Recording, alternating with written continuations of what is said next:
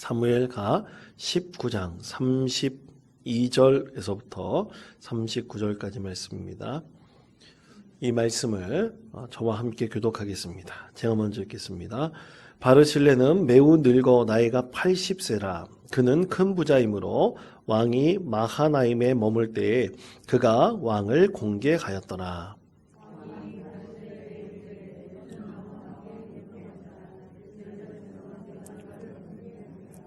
바르실레가 왕께 아뢰되 내 생명의 날이 얼마나 있사옵겠기에 어찌 왕과 함께 예루살렘으로 올라가리이까.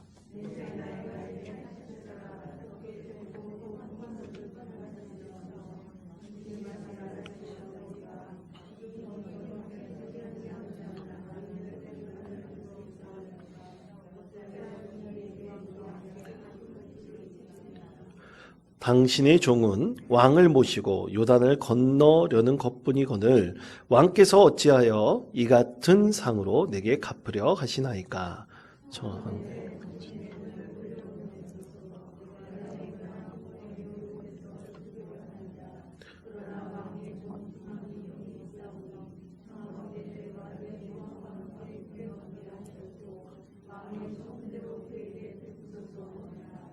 왕이 대답하되 기맘이 나와 함께 건너가리니 나는 내가 좋아하는 대로 그에게 베풀겠고 또 내가 내게 구하는 것은 다 너를 위하여 시행하리라 하니라. 백성이 다 요단을 건너매 왕도 건너가서 왕이 바르실레에게 입을 맞추고 그에게 복을 비니 그가 자기 곳으로 돌아가니라. 아멘. 여러분 바실즈라고 하는 중독 회복을 위한 스타트업 기업이 있습니다.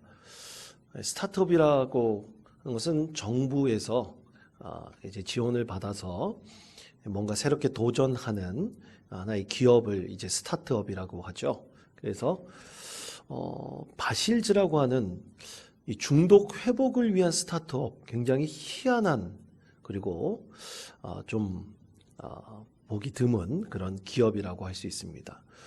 이 바실즈라고 하는 기업의 대표는 자기 이름을 사용하지 않고 예명으로 사용하는데 그 예명을 바르실레라고 오늘 말씀의 주인공인 바르실레라고 그 이름을 사용을 하고 있습니다. 이 중독 치료를 위한 그가 전문가로서 활동을 하면서 이 기업을 시작하게 되었어요. 그 기업을 시작하게 된 이유가 있습니다. 여러분 중독 치료는 굉장히 지단하고 어려운 치료의 과정을 갖고 있습니다. 또 이 중독에 걸린 사람 여러 중독의 색깔들이 있거든요. 성 중독에서부터 알코올 중독, 또 인터넷 중독, 또 마약 중독, 약물 중독이라 하죠. 그 여러 가지 중독의 형태들이 굉장히 많이 있는데 이것을 어떤 치료 받아야 될 이 대상자가 사실 준 전문가가 되어서 직접 찾아다니면서 치료를 받아야 됩니다. 그리고 비용도 굉장히 많이 소요되기도 합니다. 그래서 어떤 사람은 제주도에서부터 이 서울에 이 수도권에 다 집중되어 있고 서울에 집중했기 때문에 서울까지 올라와서 치료받는 사람도 있고요. 또 비용도 한번 상담받는데 한 30만 원 정도 되는 엄청난 비용을 또 지불해야 되기도 합니다. 그리고 여러 가지 모임이 있습니다. 자기를 돕는 멘토와 만나기도 해야 되고 또 자조 모임도 해야 되고 하여간 그 프로그램이나 이런 것들이 또 하나로 통합되어 있지도 않아요. 매뉴얼화 되어 있지도 않습니다. 그러니까 이 중독이라는 이 늪에 빠져 있는 분들이 이것에서 헤어나오고 벗어나기에도 굉장히 어렵습니다. 전문가처럼 행동해야지 겨우 이 치료를 받을 수도 있고 회복할 수도 있습니다. 그래서 이런 사람들을 돕기 위해서 이 스타트업을 바실즈라고 하는 스타트업을 시작을 해서 이 바르실레라는 예명을 가진 그 대표가 온라인 모임을 시작을 했습니다. 그래서 온라인에서 모임을 갖고 온라인에서 멘토링도 하기도 하고 온라인에서 12단계 회복 프로그램이 교육도 하기도 합니다. 그래서 누구든지 회복이라는 의미가 사실은 여러분 원상태로 돌린다는 의미거든요. 그런데 이 중독의 이 병을 앓고 있는 사람들은 사실 원상태로 돌아가기가 쉽지가 않습니다. 계속해서 퇴보하고 또 퇴보하고 이것을 계속 반복합니다. 그러다가 자기가 인내하고 견딜 수 있는 마음이 생기면 그때 다시 원상태로 돌아가서 다시 그 상태를 계속 유지해 가다가 또 한번 무너지면 다시 한번 퇴행하기도 합니다. 이것이 끊임없이 반복되는 것이 바로 중독의 아주 사실이라 할 수 있는데요. 이것을 도와주기 위해서 그가 이 스타트업을 만들어서 비용과 거리와 또 프로그램이 통합되어 있지 않고 여러 개로 나눠져 있는 것들을 이제 하나로 통합하여 많은 중독자들을 돕는 이 회사를 시작하게 되었습니다. 비용도 모임 가질 때 무료라고 합니다. 그래서 그것을 통해서 많은 후원자들이 돕는 것을 통해서 이 중독자들을 이제 치유하는 데 돕는 그런 기업을 시작하게 되었는데요. 그렇다면 이 대표가 왜 자기의 본명을 쓰지 않고 바르실레라는 예명을 사용하게 되었는가? 알고 봤더니 이 바르실레라는 예명을 가진 이 대표가 장로회 신학대학교 신대원을 졸업한 분이시더라고요. 목회자인지는 제가 확인하지 못했습니다.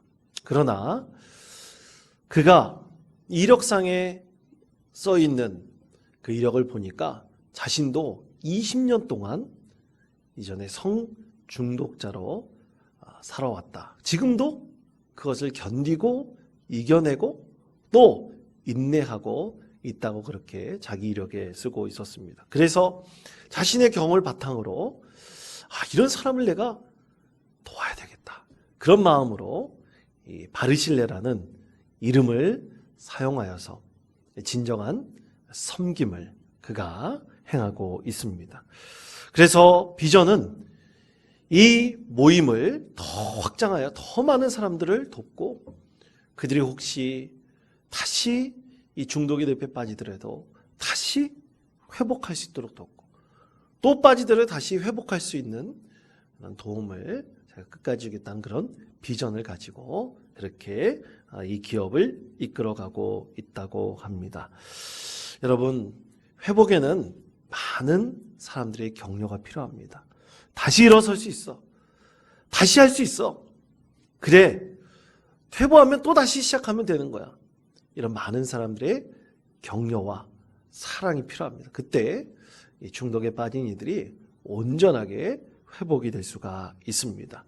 저는 이 바시스라는 기업을 접하게 되면서 이 사람이 왜 자기가 바르실레라는 그런 이름을 사용하게 되었는지를 분명하게 알게 되었습니다. 여러분, 바르실레라는 사람은 과연 어떤 사람일까요?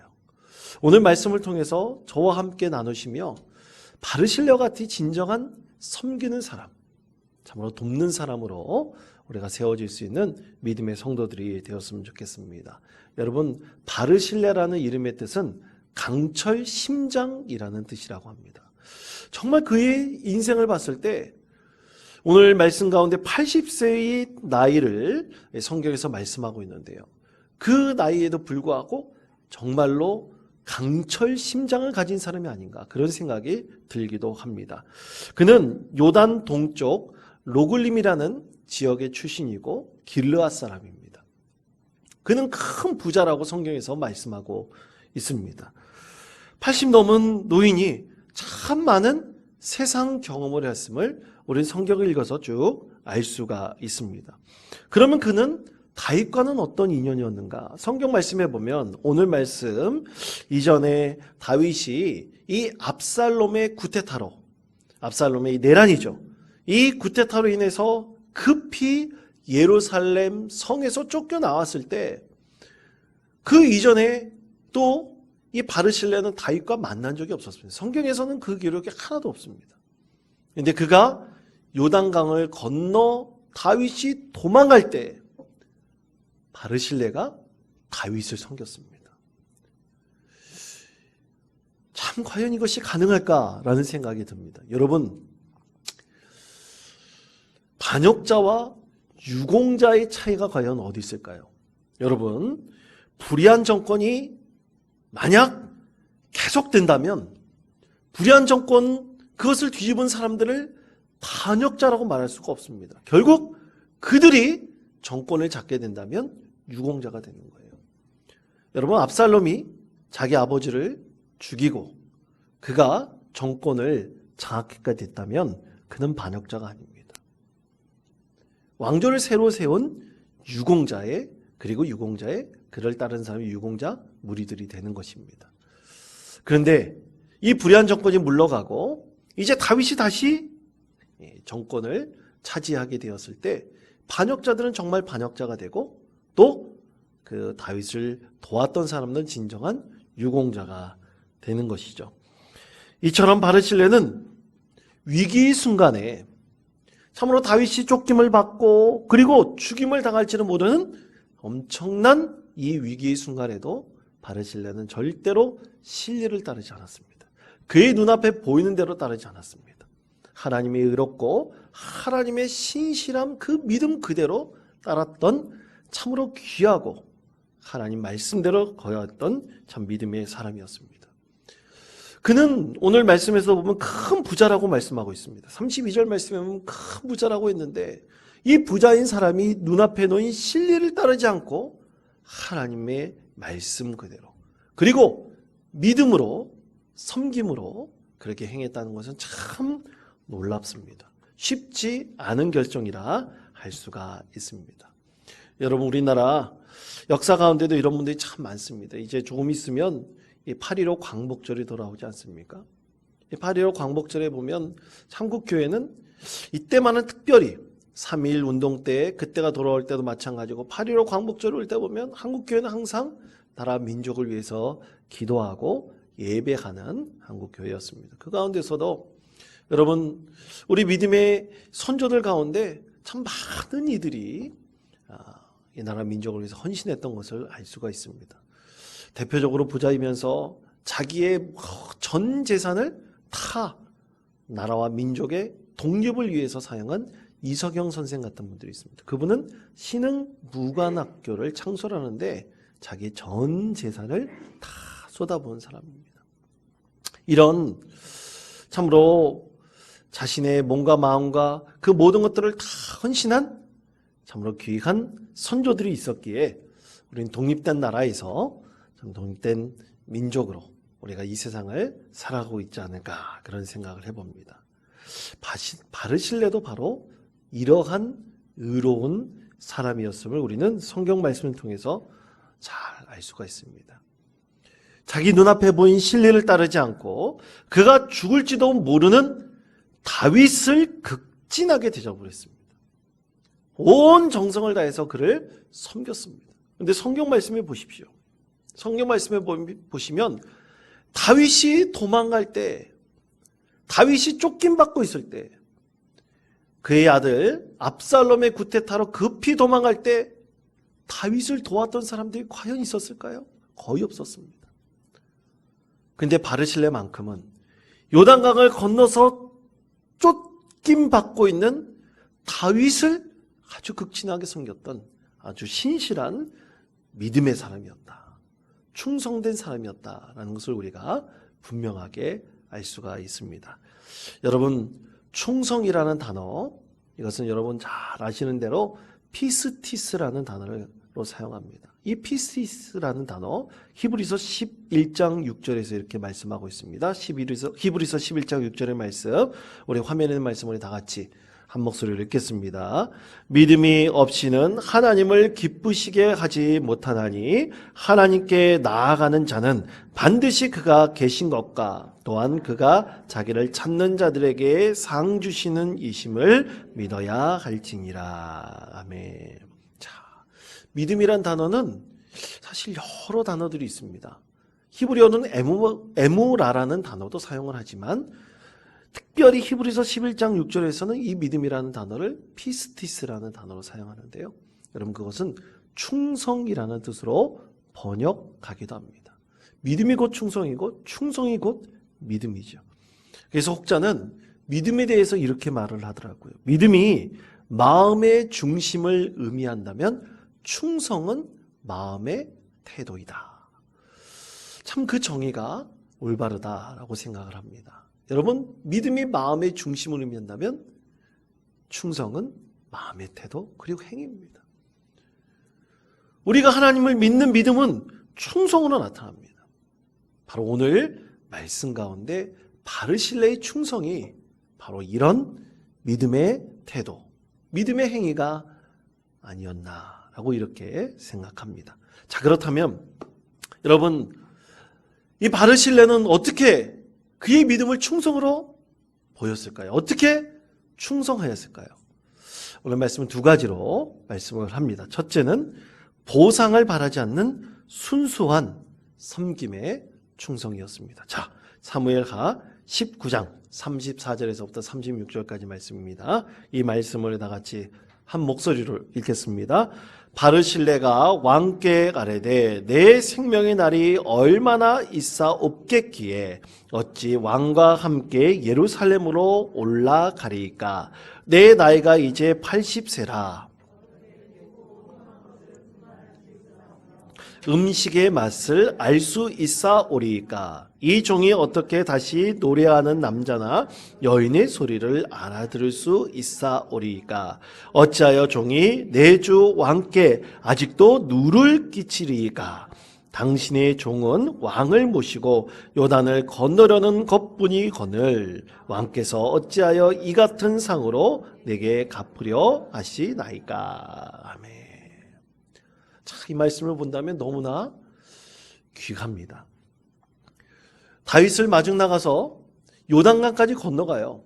요단강까지 건너갔을 때 다윗이 함께 가자 하는 그 말을 뿌리치고 오늘 35절 36절까지 말씀해 보면 종이 내 주 왕께 아직도 누를 끼치리까.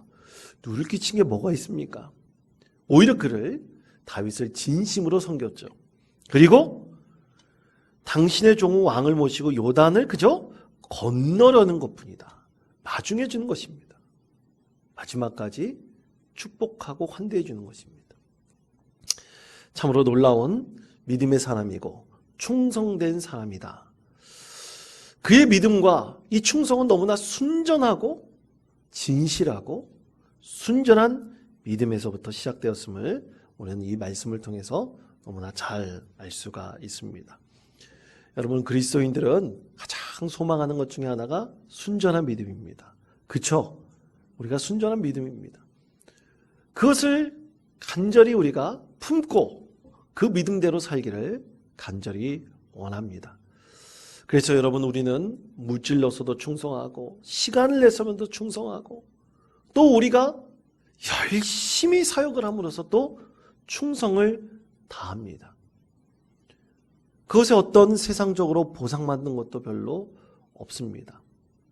이번에 여름성경학교 수련회 때 참 헌신하신 분들, 우리 교회에서 조촐한 잔치를 마련해서 이 속초에 가가지고 음식점에서 함께 식사를 대접을 하였습니다. 우리가 매년 여름성경학교 수련회 있을 때마다 교회에서 할 때도 있고 또 식당을 찾아서 또 섬겼던 분들에 대해서 우리가 자그마나마 좀 위로하는 그런 시간을 갖는데 참 귀하고 감사한 마음뿐입니다.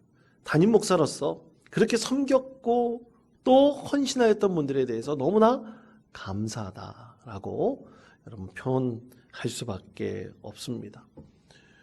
여러분, 제가 교수님 만나러 만약 한남대학교 이 대전에 가가지고 교수님 만나잖아요. 그럼 교수님이 공짜로 만나주는 거 절대 아닙니다. 다 만나려면 이 지도비를 들인다거나 뭐 해서 사실 만나는 거예요. 그냥 재미삼아 교수님 만나서 지도받는 거 결코 아닙니다.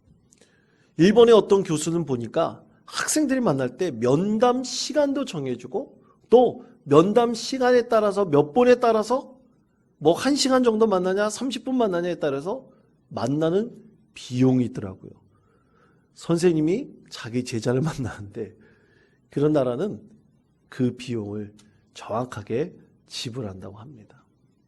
여러분, 그런데 우리의 충성에 세상적으로 지불하는 게 어디 있겠습니까? 오히려 더 헌신하고 더 섬기고 또 그것을 통해서 우리가 하늘나라의 큰 상급을 늘 소망하면서 하나님 주신 이 믿음으로 우리가 충성을 다하는 것 아니겠습니까? 그것이 바로 하나님께서 우리 마음속에 주시는 큰 기쁨이고 은혜입니다. 우리가 스스로 하나님 주신 이 믿음으로 충성을 다할 때 그 가운데 하나님께서 우리 가운데 벅찬 기쁨과 감동으로 새롭게 해 주십니다. 아이가 성장하는 것 보고 아이가 믿음으로 새로워지는 것 보고 또 우리가 사역하는 것을 통해서 열매 맺는 것을 보고 우리 너무나 큰 감동과 기쁨을 경험하게 됩니다. 그것이 우리가 하늘나라에 큰 상급을 쌓는 길 아니겠습니까? 오늘 바르실레가 바로 이러한 충성된 사람이었습니다. 뭘 바라지도 않고 순전한 믿음으로 그가 충성을 다했을 때 하나님께서 그에게 천국에서의 큰 상급을 허락해 주실 것입니다. 여러분, 우리도 바르실레와 같은 순전한 믿음으로 하나님께 충성을 다하십시다. 그래서 우리가 믿음으로 나갈 때 하나님께서 우리에게 더 큰 하늘의 보상으로 하늘의 큰 상급으로 우리 예배해 놓으심을 믿고 우리가 참으로 믿음의 충성을 다하는 귀하고 복된 우리 주님의 자녀 되시기를 간절히 축복합니다. 두 번째로 끝까지 복을 비는 충성이 그 가운데 있었습니다. 자, 사무엘하 19장 37절의 말씀, 이 말씀 우리 다 같이 한 목소리로 읽겠습니다. 청하건대 당신의 종을 돌려보내옵소서. 내가 내 고향 부모의 묘 곁에서 죽으려 가나이다. 그러나 왕의 종 기맘이 여기 있사오니 청하건대 그가 내 주 왕과 함께 건너가게 하시옵고 왕의 처분대로 그에게 베푸소서 하니라. 아멘. 자, 여러분, 이 말씀은 바르실레가 마지막까지 요단강을 건너가서 배웅하고 다시 돌아와 오직 그것만을 바라면서 그의 아들 기맘을 천거하는 것을 알 수가 있습니다. 이것은 나중에 자기가 큰 공을 세웠으니까 다윗 왕이여 내 아들을 높여주십시오. 내 아들을 귀한 자리에 사용할 수 있도록 내 아들에게 큰 벼슬을 주십시오. 이렇게 요청하는 것이 결코 아닙니다. 충성된 이 믿음의 사람이 다윗에게 자기 아들을 사실 드린 거예요. 이 귀한 내 아들을 마지막까지 다윗을 위해 충성을 다하도록 그의 아들을 천거한 것입니다. 나처럼 이렇게 믿음으로 다해서 충성을 다할 그의 아들을 천거한 것이죠. 그때 다윗이 그것을 기뻐하면서 다윗은 이 기맘이 나중에 자기가 죽을 때에도 이 기맘과 바르실레의 그 가문을 높이라고 그렇게 유언까지 남겼습니다. 여러분, 사람에게 있어서 고마운 것은 참 표현하기 힘들지만 그 마음속에 그 고마움은 남아 있습니다. 결코 잊을 수가 없습니다. 그것은 바로 하나님의 은혜와도 같은 것이죠.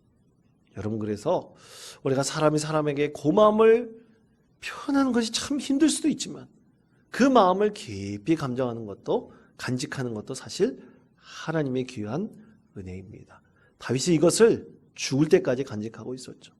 가장 힘들고 어려울 때 그를 도와서 충성했던 바르실레와 또 그의 자녀인 기맘을 높이고 그와 함께 늘 식탁의 자리에서 식사할 수 있는 존중하는 마음을 그가 표현을 했었고요. 또 그리고 바르실레는 그의 아들까지 다윗에게 다 바치면서 충성을 다하는 믿음의 사람이었습니다. 여러분, 이 국가유공자들 예우의 법이 있죠. 그것을 보면 그 자녀들에 대해서 분명히 예우하는 법이 있습니다. 혹자는 왜 국가유공자 자녀들까지 예우해야 되느냐? 그들을 존중해줘야 되느냐? 뭐 공무원 시험을 볼 때, 국가에서 어떤 기관에 그래서 일할 때 왜 그들에게 플러스 점수를 줘야 되느냐? 불만 갖는 분들도 분명히 있습니다. 그러나 여러분 생각해 보십시오. 그들 조상들이, 그들의 선조들이 나라 민족을 위해서 큰 공적을 세웠다는 것 너무나 귀하고 복된 일 아니겠습니까? 그들의 공로가 있기 때문에 우리 후손들이 이렇게 편하게 살고 있는 것 아니겠습니까? 제 친구 중에서 이 군대에서요, 큰 사고를 당해 죽을 뻔한 그런 친구가 있습니다. 그 친구는 걷지 못할 뻔했습니다.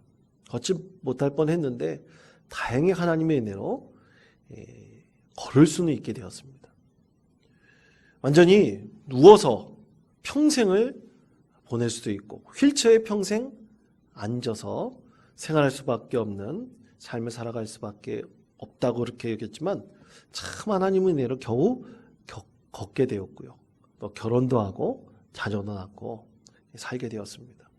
그런데 참 나라에서 감사한 것이 그 친구에게 우리가 좀 과할 만큼의 이 나라에서 연금을 대주고 있습니다. 간호 비용이 꽤 많이 있더라고요. 참 그러고 보면 우리나라 참 많이 발전한 것 같아요. 근데 혹자는 그 친구에게 그런 얘기를 한대요. 야, 너무 많이 받는 거 아니냐? 너희 그렇게 많이 받아도 괜찮겠느냐? 많은 사람이 부러워하면서 또 시기하는 사람도 있대요. 여러분, 그러나 군대에서 목숨을 다 바쳐서 헌신하다가 섬기다가 다친 것입니다. 그것에 대해서 그의 인생이 어떻게 보면 완전히 송두리째 날아갔는데 그것에 대해서 보상한다는 것 당연한 것이죠. 그것은 국가유공자라는 이름으로 보상을 받는 것은 너무나 당연한 것입니다. 여러분, 이렇게 세상적으로도 본다면 당연한데 믿음에 있어서도 충성을 다하며 하나님께서 저 천국에서 주실 그 귀한 상급을 바라면서 가문이, 온 가족이 이 하나님 나라를 위해서 헌신하는 그런 훌륭한 믿음의 가족도 있습니다. 여러분, 우리나라 5대째 128년간 한국과 인연을 맺으면서 선교 사역을 감당하면서 그의 5대째 되는 후손까지 우리나라에 귀화를 하여서 우리나라를 위해서 헌신하고 또 선교 사역을 잘 감당하며 책임과 의무를 다하는 믿음의 가정이 있습니다. 그의 이름은 데이비드 린튼 교수인데 우리나라로 귀화를 했는데 이름이 인대위입니다. 그리고 한동대학교 국제법률대학원 교수예요. 근데 그 가정이 5대째 한국을 섬기고 있습니다. 조선 왕조 때부터 한국을 섬기고 있어요. 이 린튼 교수의 외고조부 유진젤 목사는 1895년 조선에 선교사로 들어왔습니다. 그래서 학교와 의료 시설을 세우면서 열심히 선교하고 헌신을 했는데요. 그의 딸 셀럽 벨이 이 윌리엄 린튼 박사와 결혼을 해서 교육 선교사로 또 한국에 왔습니다. 이 윌리엄 린튼이 이제 2대째 한국을 섬기는 그런 분이었는데요. 1919년 3.1운동에 일본의 잔혹한 행위에 대해서 이 3.1운동 때 당하는 많은 한국인들을 보면서 이 조선인들을 보면서 일본을 비판하기도 했고 그것을 나중에 미국에 알리기도 했다고 합니다. 그리고 한남대학교를 설립한 사람이었습니다. 그리고 그의 이 셋째 아들 휴 린튼이 있는데 목사입니다. 이 휴 린튼이 조금 전에 말씀드렸던 인대위 교수, 이 데이비드 린튼의 할아버지예요. 그래서 이 휴 린튼 목사도 한국에서 결핵치료센터와 시골 지고학교를 세우면서 그가 죽을 때까지 이 나라를 위해서 헌신하였습니다. 또 휴 린튼의 장남이자 린튼 교수의 아버지인 데이비드 여크 린튼이란 분이 계세요. 그는 자기 아버지의 집이 순천에 있는데 그곳에 살면서 지금까지 선교 활동을 하고 있고요. 또 둘째, 이 휴 린튼의 이 둘째 아들 스티브 린튼은 이름이 인세반이라고 합니다. 이 인세발 박사는 이 유진벨 재단을 세워서 북한의 결핵 환자 치료에 최선을 다하고 있다고 합니다. 또 여러분 삐뽀삐뽀 하면서 그 한국 그 앰뷸런스 차 있지 않습니까? 우리나라 옛날에 앰뷸런스가 없었대요. 그런데 우리나라에 최초로 이 앰뷸런스를 돈이 없어서 사갖고 온 게 아니라 우리나라 봉고차를 최초로 개조해가지고 우리나라 앰뷸런스를 만든 분이 있습니다. 존 린튼이라고 인요한이라는 이름을 갖고 계신 분이 있어요. 이분이 또 연세대학교 의대 교수이며 휴 린튼 목사의 막내 아들입니다. 이 인돈 가문이 선조 때부터 그의 후손 5대째 이르기까지, 아까 말씀드린 인대위 교수에 이르기까지 5대째 128년 동안 이 한국 땅에서 복음을 위해서 그리고 선교를 위해서 지금까지 책임과 의무를 다하며 충성을 다하고 있다고 합니다. 사랑하는 성도 여러분, 이런 기록은 한국교회의 역사 가운데도 남지만 하나님께서 천국에서 그의 이름을 기록하시고 빛나게 해 주실 것입니다. 여러분, 우리 그리스도인들은 천국에서 빛나는 사람들이 될 것이라고 믿습니다. 이 세상에서 뿐만 아니라 저 천국에서 해같이 빛나는 사람이 바로 하나님께서 귀하게 쓰시는 믿음과 충성된 주님의 자녀임을 믿습니다. 우리 모두 이런 믿음의 사람이 되어 오늘 말씀의 주인공인 이 바르실레와 같이 우리 하나님 뜻을 온전히 이루며 늘 충성된 사람으로 믿음 가운데 승리하는 복된 성도 되시기를 간절히 축원드립니다. 여러분, 마태복음 13장 43절 말씀 우리 다 같이 마지막으로 한 목소리로 읽겠습니다. 그때 의인들은 자기 아버지 나라에서 해와 같이 빛나리라. 귀 있는 자는 들으라. 아멘.